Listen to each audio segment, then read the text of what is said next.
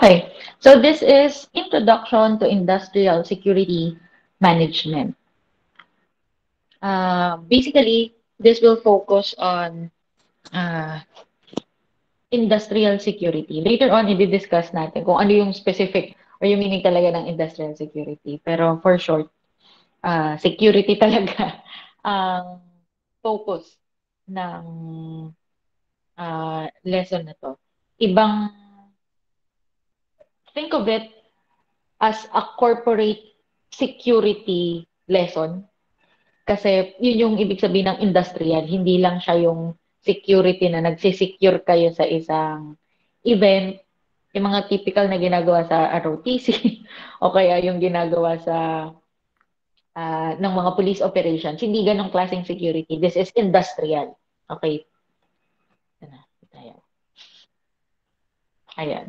So security from a layman's point of view refers to the security guards whose main function is to protect an office, building, installation, or equipment against trespass, theft, arson, and other inimical acts. As a security officer, the job includes the implementation of a viable security education program which will sell security measures to the customer clientele of the private policing activities.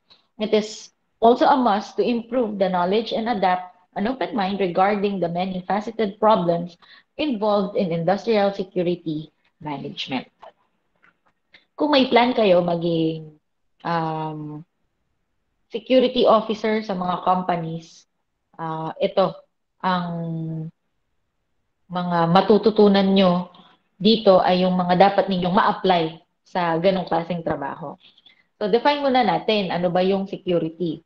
So, it is the state of quality of being secure, freedom from fear or danger, assurance of certainty. To secure is to make safe or be protected.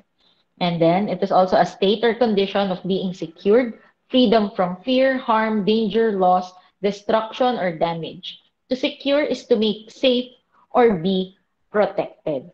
Basta kapag um, quality of being secure, yung hindi ka natatakot, hindi ka nag-aalangan na baka mapahamak ka, then you feel secure. Okay. Next is hazards. So it refers to conditions that may cause damage to property, injury, or loss of life. Mga bagay, mga circumstances, conditions nga na maaaring maka-injure sa atin or ayun nga, damage to property.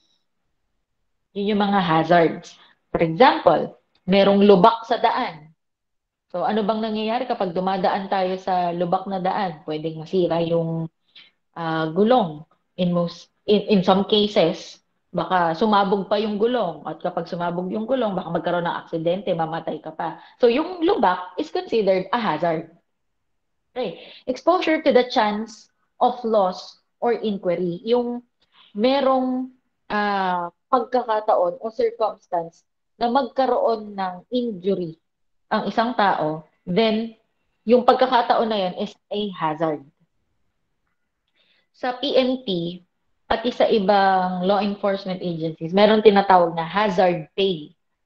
Yung hazard pay ay binibigay sa mga sundalo, pulis, o law enforcement officer na very hazardous ang trabaho. For example, yung tatay ko, dahil siya ay, nung na-assign siya minsan sa SPAW, Special Operations Wing ng Philippine Air Force, meron silang hazard pay. Kasi sila yung mga uh, EOD, mga Explosive Ordnance Disposal Unit, yung under ng K9 unit, sila yung mga nagkakandak ng operations sa mga bundok, yung mga ganon.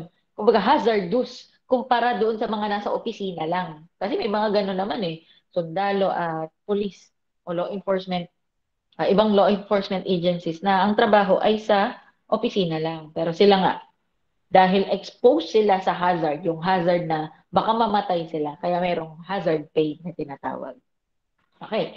So, industrial security management ang next. These are security measures applied to business industries. Kaya sabi ko sa inyo kanina, think of this course as in a corporate mindset. The business of providing security and protection to private individuals, business enterprises, or government and non-government organizations. Baka yung iba sa inyo ayaw naman pumasok sa serbisyo, kaya ayaw naman magturo, gusto mag-business. Ito ang magandang business para sa atin at dito talaga aplikable yung mga natutunan natin sa school. Kung magtatayo ka ng security agency mo, ah, at mag-provide ng security officers and even security guards sa mga companies. So yan, pasok dyan sa industrial security management. Okay, types of security. First is physical security. It is the broadest branch of security which is concerned with the physical measures adopted to prevent unauthorized access to equipment, facilities, materials, and document and to safeguard it from espionage, sabotage, damage, and theft.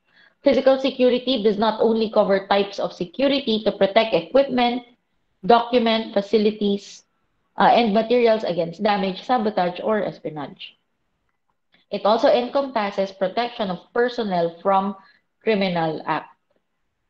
Sabi dito, physical security is the broadest branch of security kasi ito ang pinaka uh, first line of defense.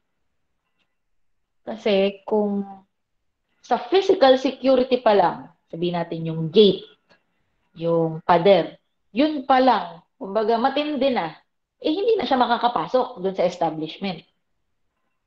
Kaya madaming uri ng pwede nating masabing part ng physical security.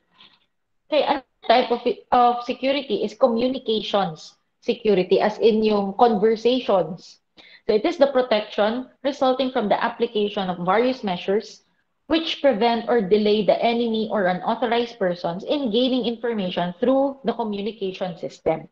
So this includes transmission security, a component of communication security which results from all measures designed to protect transmission from interception, traffic analysis, and imitative deception. Baka yung mga pinapadala yung communications, nakukuha na rin pala ng iba.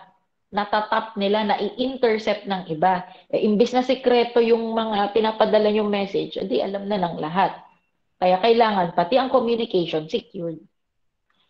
Another is cryptographic security is the result from the provisions of a technically sound crypto system and their proper use. And then physical security, providing a safeguard to equipment and material from access by unauthorized person. Sabihin natin, ang ginagamit yung pang-communication ay radyo. So yung pagiging secured ng radyo, that's part of physical security under communication security. Diba? Sabi sa inyo broad talaga ang physical security. Another is hotel security. The protection of assets, guests, personal effect, and other properties in a hotel. Bank security, ganun din. Pagsisecure ng mga bagay-bagay sa bangko. A specialized type of physical security in protecting the assets, personnel, and operation of a bank with special emphasis on the precaution and measures to safeguard the cash and assets while in storage, in transit, and during transactions. Diba? May ibang klase pa nga silang sasakyan, diba? Yung mga armored vehicles. At kapag lumalabas yung mga kahera, laging may kasamang security. That's part of bank security. And then document security. Ito, mahalaga to. It is a physical security involving the protection of documents and classified matters from loss or access by unauthorized persons, damages, theft, and compromise through disclosure. Lahat ng uri ng documents dapat secured. Hindi pwedeng kalat-kalat lang yung mga confidential files. O kaya yung mga secret files, mga top secret files. Hindi pwedeng nakabalandra lang sila. Hindi pwedeng hindi sila nakafile ng maayos. Because that's part of document security. We also have personal security. It is the protection of personnel, especially the high-rank the ranking officials of the company from any harm, kidnapping, and other criminal acts. VIP security is also a type of personal security. Kapag may mga boss, may mga big time kayong sinisecure, that's personal security. Okay. Crisis security, a part of VIP security involving hostage taking and kidnapping of VIPs. Kapag may nangyari na doon sa VIP ninyo, uh, mag, it will fall under crisis security. And then eto, industrial security. It is a physical security applied to business groups engaged in industries like manufacturing, assembling, research and development, processing, warehousing, and even agriculture. It is a form of physical security involving industrial plant and business enterprises where the personnel, processes, properties, and operations are safeguarded. Use of protective barriers and security lighting, personnel movement control, locks and key management, guard forces, communications, and electronic hardware are essential, aside from fire prevention and control programs, emergency plans, industrial safety, and security education programs. Lahat yan, part ng industrial security. Kaya nga, ngayon, di ba, separate subject siya. Kasi malawak siya. And then we have operational security. Operational security is part of physical security that deals primarily with the protection of processes, formulas, patents, and other industrial and manufacturing activities from espionage, infiltration, loss, compromise, or photocopying. Baka may mga uh, formula ng Coke, formula ng Pepsi, o syempre, hindi naman, kumbaga, hindi yun public knowledge. Sikreto yun. At kapag sinisecure mo yun, yung mga ganong bagay, it's part of operational security. And then other special types are air cargo security, school security, supermarket security, personnel security. Okay, so what is a hazard? It is an act or conditions which results in a situation conducive to a breach of the protection system and the subsequent loss or compromise of defense information, company secrets, or damage to personnel, property, or facilities. Ito daw yung mga sitwasyon na uh, kung saan nagkaroon na ng breach o posibleng magkaroon ng breach sa protection system na ginagamit ninyo sa kumpanya ninyo na ang magiging resulta, damage sa lahat, personnel, property, facility. Yun yung mga security hazard. Okay, there are three major divisions of security. We have physical security first. It is the broadest type of security. Nabanggit na yan kanina. Physical measures adopted to prevent unauthorized access to equipment, facilities, material, and document, and to safeguard them against espionage, sabotage, damage, loss, and theft. These measures used to define, protect, and monitor property rights and assets.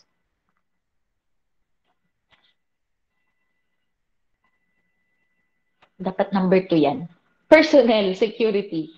Its purpose is to ensure that the firm hires those best suited to assist the firm in achieving its goals and objectives, and once hired, assist in providing necessary security to the workforce while carrying out their functions. So, masasabi natin na lahat ng personnel is part of personnel security. For example, kayo, paano nyo ma-secure, paano nyo ma-assure na makakakuha kayo ng maayos na education? So, dapat sa part ng school kung saan kayo nag-enroll, yung mga hinahire nila, yung mahusay na. O yung mga wala namang mga pending cases o wala namang mga kaso. Yung mga ganung bagay. Kumbaga, yung tao mismo, sure tayo sa kanya. Para habang ginagawa niya yung trabaho niya, sabihin natin teacher, habang nagtuturo siya, nakukuha ng mga estudyante yung security na gusto nila. Yung magkaroon ng sapat na knowledge para magamit pag-graduate nila. Okay. And the third one is document and information security. This involves, by the way, doon sa personal security, that is also that also covers yung pagiging literal na secured nung tao na ligtas siya sa kapahamakan. Okay, and the third one is document and information security. This involves the protection of documents and classified papers from loss, access by unauthorized persons, damage, theft, and compromise through disclosure. Kasi ang mga dokumento at information, hindi pwedeng basta-basta ibigay lang kahit sino. Meron na nga data privacy law, di ba? So, pasok dito yon yung document and information security. Okay.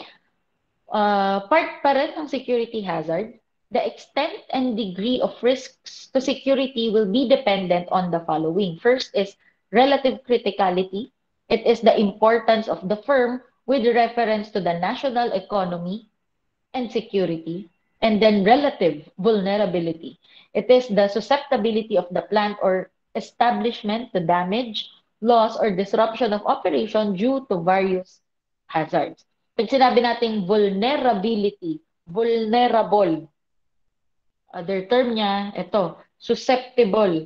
Kumbaga, may tsansa na magkaroon ng damage.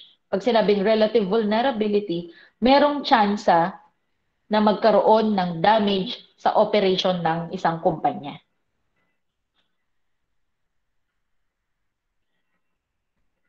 There are two. Tama. Two. There are two kinds of security hazards. First is human hazard. These are the acts or conditions affecting the safe operation of the facility caused by human action. Yung tao mismo yung hazard. Yung tao mismo yung problema natin. Yung tao mismo, dun, sa kanya tayo may issue. Caused by human action, accidental man, or intentional. It includes sabotage, espionage, pilferage, and theft, disloyalty, disaffection, and subversive activity. Ang mga sakop ng human hazard. Again, madali lang naman siyang tandaan. Pag sabing human hazard, yung tao mismo yung problema. And then natural hazards are those caused by natural phenomena, which cause damage, disturbance, and problems of the normal functioning of human activities, including security. So ano-ano ba yung mga natural hazards? Floods, typhoons, earthquakes, lightning storms, volcanic eruptions, high-velocity winds, tidal waves, etc. Mga natural calamities, yan yun, natural hazards. Yung mga hindi naman mapigilan ng tao. It should be noted that the real problems actually in industrial plants are the and human or man-made hazards. Kasi itong natural hazards, wala ka naman talagang magagawa dyan. Mapipigilan mo ba ang bagyo? Diyos ka ba? Hindi. Wala kang magagawa doon. Pero doon sa human hazards, pati mga man-made hazards, may magagawa ka doon para mas maging secured yung company mo. So the most common of which are pilferage, theft, arson, accidents through carelessness, and sabotage. Okay, that's it for today, for today's video.